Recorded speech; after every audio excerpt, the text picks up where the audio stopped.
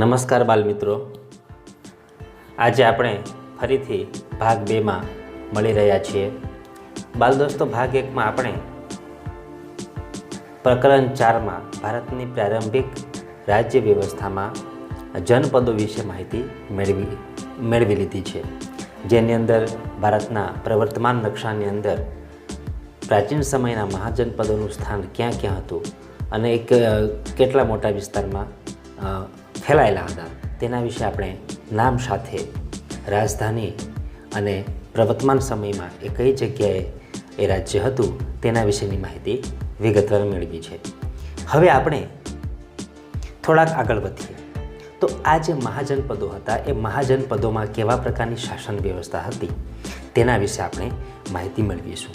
તો બાલ દોસ્તો, આજે આપણે જોવાના છે જનપદોમાં કેવા પ્રકારની રાજ્ય વ્યવસ્થા હતી. તો અહીં આપણે વ્યવસ્થિત શીખીશું, જ્યાં નોંધ કરવા જેવી છે ત્યાં નોંધ પણ કરીશું. તો આપણે જોઈશું જનપદોમાં કેવા પ્રકારની રાજ્ય વ્યવસ્થા હતી. તો મુખ્યત્વે બે પ્રકારની રાજ્ય વ્યવસ્થા જનપદો ના સમયે જોવા મળે છે, જે શાસ્ત્રોમાં ઉલ્લેખ છે. જે કંઈ પણ આપણને પ્રાચીન ગ્રંથોમાંથી માહિતીઓ પ્રાપ્ત થાય છે તે માહિતી પ્રમાણે બે પ્રકારની શાસન વ્યવસ્થા જનપદોમાં હતી. તો અહીં કેટલીક અગત્યની બાબતો આપણે નોંધતા પણ જઈશું. તો આપણે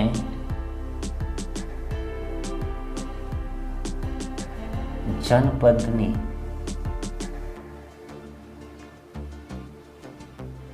રાજ્ય વ્યવસ્થા વિશે શીખવાના છે. આને આપણે બે ભાગમાં શીખીશું.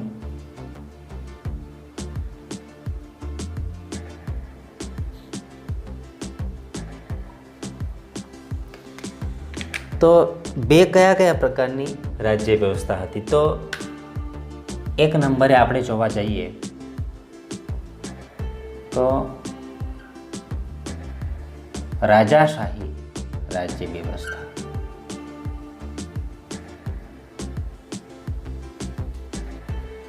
બરાબર. અને બીજી જે રાજ્ય વ્યવસ્થા અસ્તિત્વમાં હતી એ ગણરાજ્ય. સૌપ્રથમ બાલ દોસ્તો, આપણે રાજાશાહી રાજ્ય વ્યવસ્થા વિશે માહિતી મેળવીશું. રાજાશાહી રાજ્ય વ્યવસ્થા એટલે શું? બાલ દોસ્તો, આપણે એક એક શબ્દને ખૂબ ધ્યાનથી સમજી લેવાનો છે. રાજાશાહી શાસન વ્યવસ્થા એ કેવા પ્રકારની શાસન વ્યવસ્થા છે કે જેમાં રાજા કેન્દ્ર સ્થાને, રાજાનો હુકમ એ શિરોમાન્ય ગણાય, રાજાની આગળ કોઈનું નહીં ચાલે. તો આવા પ્રકારની જે શાસન વ્યવસ્થા છે એ રાજાશાહી શાસન વ્યવસ્થા ગણાતી. રાજાના હુકમની સામે કોઈનું કશું પણ ચાલે નહીં. આ રાજાશાહી પ્રકારની જે રાજ્ય વ્યવસ્થા હતી એ જનપદના સમયે સ્થિત 16 જેટલા જે મહાજનપદો છે એ 16 મહાજનપદોમાંથી કેટલાક મહાજનપદોમાં રાજાશાહી પ્રકારની રાજ્ય વ્યવસ્થા હતી, જ્યારે કેટલાક રાજ્યોમાં ગણરાજ્ય પ્રકારની. આપણે ગણરાજ્ય આ વિભાગને પછીથી સમજવાનો છે.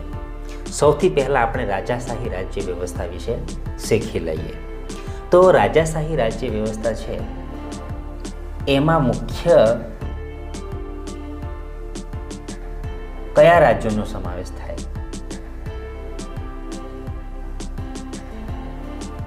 તો એની અંદર એક મગધ, બે કૌશલ,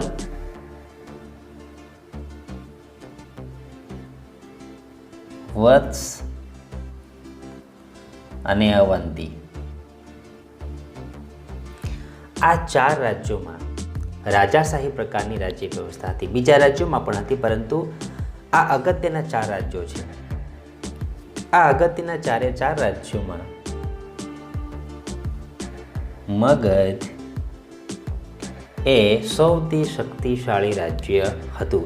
એટલે અત્યારે બાલ દોસ્તો આપણે રાજાશાહી રાજ્ય વ્યવસ્થામાં જે 4 અગત્યના મહાજનપદો છે, મગધ, કોશલ, વત્સ, અવંતી, એમાંથી આપણે મગધ વિશે જ થોડીક વિગતવાર માહિતીઓ મેળવવાના છે. કારણ કે મગધ એ રાજાશાહી રાજ્ય વ્યવસ્થા ધરાવતું અગત્યનું મહાજનપદ હતું. તો હવે આપણે મગધ વિશે થોડીક વિગતવાર માહિતી મેળવીશું. આ જે મગધ છે એ મગધમાં મુખ્ય 3 વંશોનું શાસન નોંધપાત્ર છે. મુખ્ય શાસક વંશો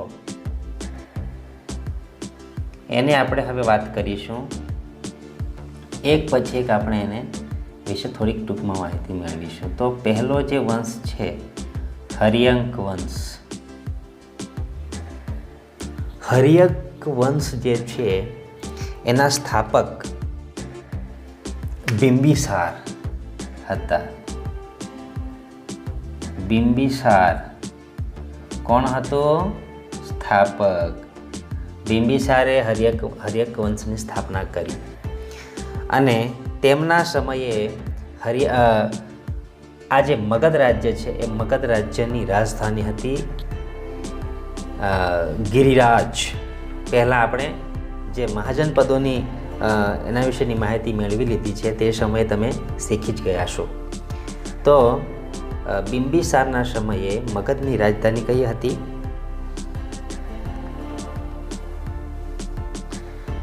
ગિરિવ્રજ અથવા રાજગૃહ. અહીં નોંધ કરીશું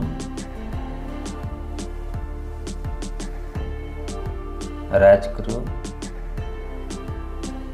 અથવા ગિરિવ્રજ. બરાબર, બંને એક જ છે, અલગ અલગ નામે ઓળખીએ છીએ. આ પહેલો શાસક. હવે બિંબિસાર પછી એનો પુત્ર શાસક બન્યો અજાતશત્રુ. આ અજાતશત્રુ જ્યારે મગધ રાજ્યનો શાસક બન્યો તે સમયે એની રાજધાની કઈ હતી? તો કે ભાઈ પાટલીપુત્ર.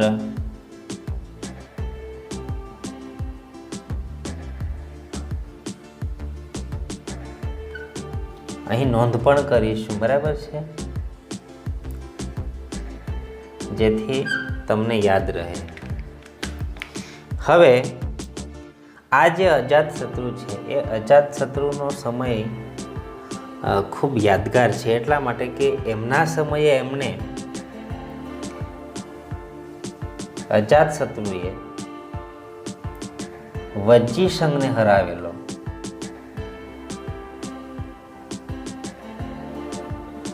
વજ્જીસંઘ વિશે આપણે ગણ રાજ્યમાં શીખવાના છે.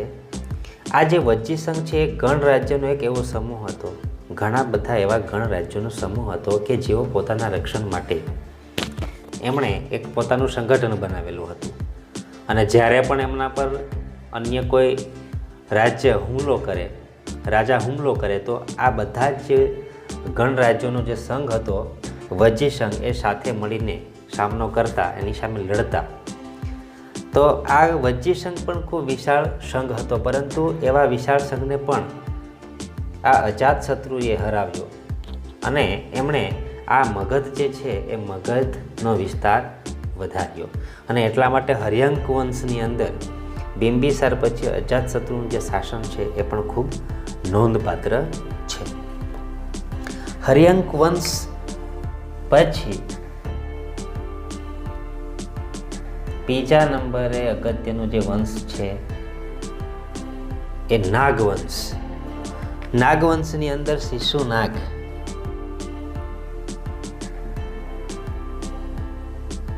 શિશુનાગનું શાસન જે છે એ યાદગાર છે. અને ત્રીજા નંબરે જે આવે છે નંદવંશ. બાલ દોસ્તો આ તમે ખાસ યાદ રાખજો, નંદવંશ એ નોંધપાત્ર શાસક વંશ છે. તમે સિકંદર નામ સાંભળ્યું હશે. સિકંદર જ્યારે ભારતની અંદર હુમલો કરે છે ત્યારે ભારતમાં આ નંદ વંશના શાસકોનું શાસન હતું અને તે સમયે ધનનંદ નામનો રાજા ભારતના મોટાભાગના વિસ્તાર ઉપર શાસન કરતો હતો. એટલે તમે સમજી શકો છો કે મગધ તે સમયે કેટલું વિશાળ મોટું રાજ્ય હશે. હવે નંદ વંશની થોડીક આપણે વાતો કરીએ તો મહાપદ્મનંદ એના સ્થાપક. મહાપદ્મનંદ એના સ્થાપક, નંદ વંશના સ્થાપક. એમના વિશે ખાસ નોંધપાત્ર એક વાત છે બાલ દોસ્તો. એને મહાપદ્મનંદ જે છે એમના સમયે મગધ રાજ્યનો ખૂબ વિસ્તાર થયો. એમના સમયે મગધ રાજ્ય ભારતના મોટાભાગના વિસ્તારમાં ફેલાયું અને એટલા માટે આ જે મહાપદ્મનંદ છે એ મહાપદ્મનંદને ભારતના સામ્રાજ્ય નિર્માતા તરીકે ઓળખાય છે. સામ્રાજ્ય નિર્માતા તરીકે ઓળખવામાં આવે છે. ખાસ બાલ દોસ્તો યાદ રાખજો. એમના માટેની ખાસ નોંધપાત્ર વાત એ છે કે એમના સમયે મગધ શક્તિશાળી રાજ્ય બન્યું.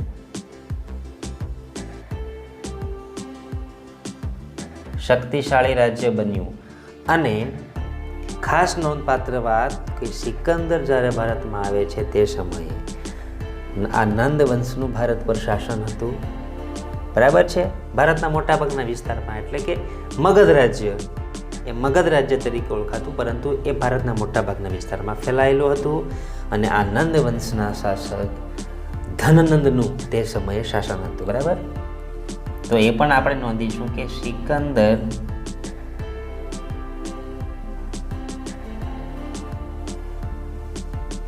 સિકંદરના સમયે સિકંદરે ભારત પર હુમલો કર્યો તે સમયે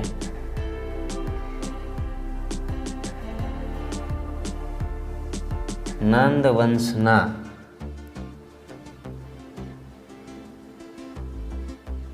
ધનનંદનું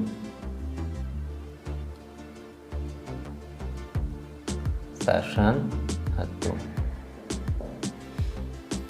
તો બાલ દોસ્તો આપણે જનપદોની અંદર જે બે પ્રકારની શાસન વ્યવસ્થા જોવા મળતી હતી તેમાંથી આપણે આ એક નંબરની શાસન વ્યવસ્થા રાજાશાહી શાસન વ્યવસ્થા વિશે જોઈ ગયા. હવે આપણે ગણરાજ્ય વિશે થોડીક માહિતી મેળવીશું.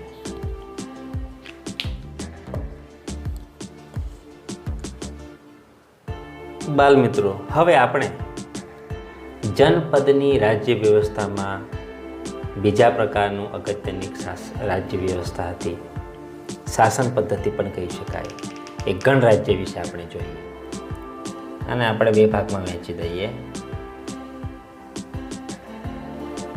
ઓકે મિત્રો, હવે આપણે ગણરાજ્ય વિશે માહિતી મેળવીએ. જનપદની રાજ્ય વ્યવસ્થામાં રાજાશાહી રાજ્ય વ્યવસ્થા વિશે આપણે માહિતી મેળવી લીધી છે. ગણરાજ્ય પ્રકારની રાજ્ય વ્યવસ્થા વિશે હવે આપણે માહિતી મેળવીએ. ગણરાજ્ય એને શાબ્દિક સમજ મેળવીએ તો ગણ એટલે સમૂહ. કોનો સમૂહ? તો કે લોકોનો. પણ કેવા પ્રકારના લોકો? તો કે એવા પ્રકારના લોકોનો સમૂહ કે જેમના થકી રાજ્યનું સંચાલન થતું. તો એવા પ્રકારના જે રાજ્ય છે ગણરાજ્ય કહેવાતા. એવા વ્યક્તિઓ જે છે એ લોકો પોતે પસંદ કરતા પોતાનામાંથી જ, અને પોતે પસંદ કરેલા અથવા તો ચૂંટી કાઢેલા નેતાને પોતાના શાસક બનાવતા અને એવા એક કરતાં વધારે સભ્યો ભેગા થઈને શાસનની જવાબદારી સંભાળતા. તો એવા પ્રકારની શાસન વ્યવસ્થા જ્યાં હતી તેવા પ્રકારના રાજ્યોને ગણરાજ્યો કહેવાતા. બરાબર છે? તો બાલ દોસ્તો, તમને ગણરાજ્યનો શાબ્દિક અર્થ ખ્યાલ આવી ગયો હશે. આ જે ગણરાજ્ય છે એક પ્રકારની લોકશાહી શાસન પદ્ધતિ હતી, જેમાં લોકો દ્વારા પસંદગી પામેલા વ્યક્તિઓ શાસન કરતા. ક્યાંક ક્યાંક તો એવું પણ જોવા મળે છે કે લોકો પોતાનામાંથી જ કોઈ એકને રાજા તરીકે પસંદગી કરતા અને એ રાજા શાસનની જવાબદારી સંભાળતા. એવું પણ ક્યાંક ક્યાંક જોવા મળે છે. આ જે બાલ દોસ્તો ગણરાજ્ય છે, જેમ આપણે જોયું કે રાજાશાહી રાજ્ય વ્યવસ્થા જે જનપદોમાં હતી, તેમાં મુખ્યત્વે આ જે 4 રાજાશાહી પ્રકારની શાસન પદ્ધતિ ધરાવતા રાજ્યો વિશે જોયું, તો તેવી જ રીતે કેટલાક અગત્યના ગણરાજ્યો પણ તે સમયે એના વિશે માહિતી મળે છે. જેમાં વૈશાલી,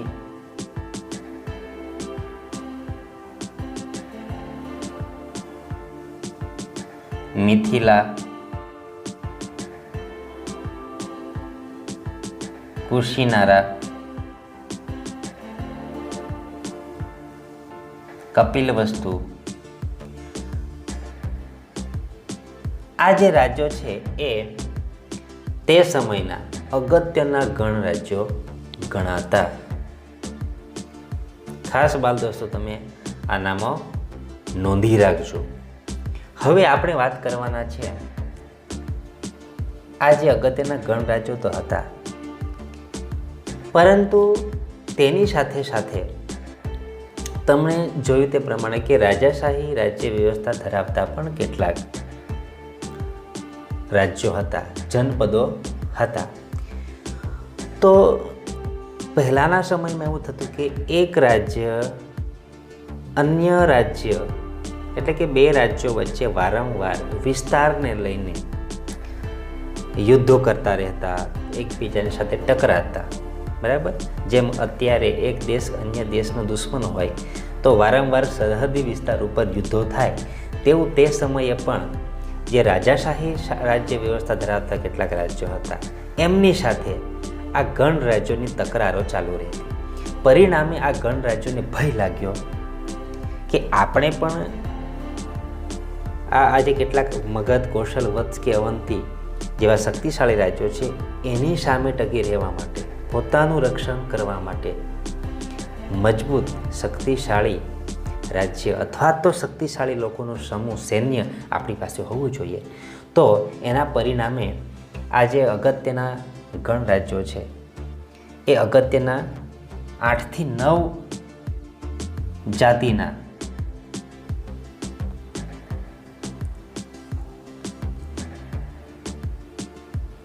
લોકોએ ભેગા થઈને એક સંઘ બનાવ્યો.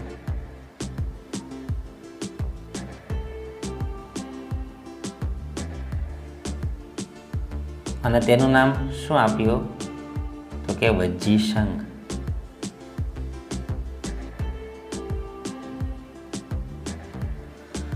વજ્જી સંઘ નામ આપ્યું. અને આ વજ્જી સંઘ જ્યારે પણ ગણરાજ્ય ઉપર અન્ય રાજ્યોનો ભય રહે ત્યારે તેઓ સાથે મળીને સામનો કરતા અને યુદ્ધો કરતા અને પોતાનો બચાવ કરતા. તો આ રીતના આ વજ્જી સંઘ ખૂબ અગત્યનો છે. વજ્જી સંઘ વિશે તમે જોયું હશે કે અહીં જે અજાતશત્રુ છે એ અજાતશત્રુ હર્યંક વંશના અજાતશત્રુએ, મગધ રાજ્યના હર્યંક વંશના અજાતશત્રુએ વજ્જી સંઘને હરાવ્યો હતો.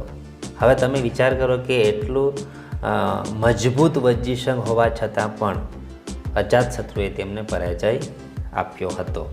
તો આ રીતના બાલ દોસ્તો ગણરાજ્યો નું શાસન આ રીતે ચાલતું હતું અને પોતાના રક્ષણ માટે એમણે વજ્જી સંઘની રચના કરી હતી.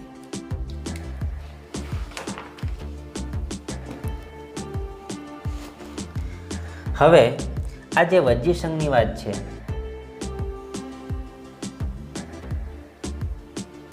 એ વજ્જી સંઘ કેવી રીતે કામ કરતું? તો વજ્જી સંઘની અંદર જે અલગ અલગ જાતિના લોકોનો સમૂહ હતો, એમાંથી કેટલાક પ્રતિનિધિઓ લોકો દ્વારા પસંદગી પામેલા, જેમાં યુવાનો પણ હતા, ઘરડા પણ હતા, એટલે બધા જ પ્રકારની વય ધરાવતા અને બધા જ પ્રકારના કૌશલ્ય ધરાવતા વ્યક્તિઓની એમાં પસંદગી કરવામાં આવેલી અને તેઓ સાથે મળીને વારંવાર સભાઓ કરતા અને ચર્ચાઓ કરતા અને ગણરાજ્યના યોગ્ય સંચાલન માટે તેઓ સતત પ્રયત્નો કરતા હતા. તો આ રીતના કોઈ પણ પરિસ્થિતિ ઊભી થાય અથવા તો કોઈ પણ મત લેવાનો હોય તો વચ્ચી સંઘના સભ્યો એ કોઈ પણ પ્રકારની રાજ્યને લગતી ચર્ચાઓ હોય તો ચર્ચાઓ કર્યા બાદ બહુમતે અથવા તો સર્વાનુમતે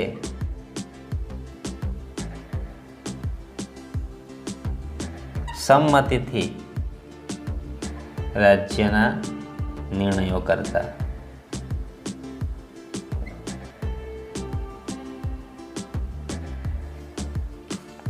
તો આ રીતે બાલ દોસ્તો આપણે જનપદની જે રાજ્ય વ્યવસ્થા છે એમાં રાજાશાહી રાજ્ય વ્યવસ્થા અને ગણરાજ્ય પ્રકારની રાજ્ય વ્યવસ્થા એ બંને રાજ્ય વ્યવસ્થા વિશે આપણે ટૂંકમાં માહિતી મેળવી લીધી છે. વિશેષ રીતે માહિતી પાઠ્યપુસ્તકમાં પણ તમે એનો અભ્યાસ કરીને એના વિશે માહિતી મેળવી શકશો. હવે આપણે આગળ જોઈએ.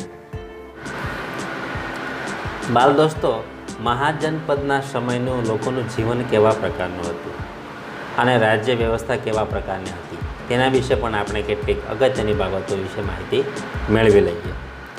તો અહીં મહાજનપદના સમયનું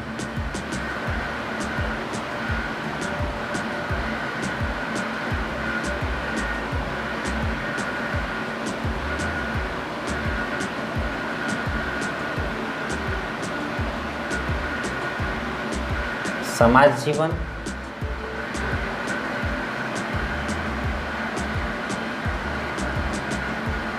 અને રાજ્ય વ્યવસ્થા આ બંને મુદ્દાઓને આપણે ટૂંકમાં સમજી લઈએ. સમાજ જીવનની વાત કરીએ તો જનપદના સમયે લોકોના ઘરો કાચા હતા, લીપણવાળા હતા.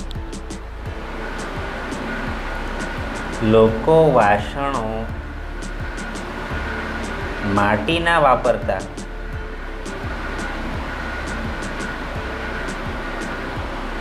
અને આ માટીના વાસણમાં એની અંદર ચિત્રો પાડેલા જોવા મળે છે, જેને ઘુસર પાત્ર તરીકે પણ ઓળખવામાં આવે છે. બાલ દોસ્તો, તમે ચિત્રમાં અહીં જોઈ શકો છો. તેની સાથે સાથે મહાજનપદના સમયે લોકો ઘઉં, ચોખા, જવ, તલ, સરસવ વગેરે જેવા પાકો કરતા હશે તેવું કહેવામાં આવે છે. તો આ રીતના મહાજનપદના સમયે લોકોનું જીવન પ્રાથમિક કક્ષાનું હતું. બરાબર.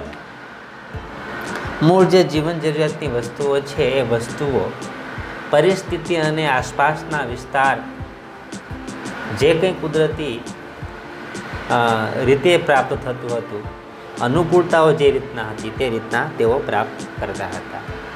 હવે રાજ્ય વ્યવસ્થાની આપણે વાતો કરીએ તો રાજ્ય વ્યવસ્થામાં આપણે જોઈ ગયા તેમ મહાજનપદની અંદર રાજાશાહી પ્રકારની પ્રશાસન વ્યવસ્થા હતી અને ગણરાજ્ય પ્રકારની પણ હતી. પરંતુ બંનેમાં તમે જોયું તે પ્રમાણે કે રાજ્યના રક્ષણનું ખૂબ ધ્યાન રાખવામાં આવતું. બરાબર. રાજ્યનું સંરક્ષણ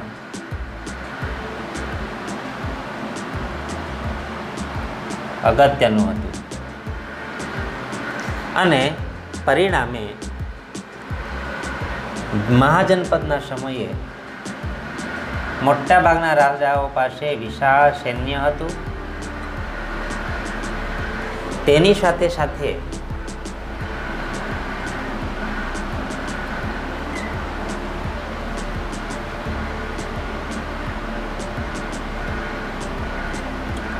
રાજધાનીની ફરતે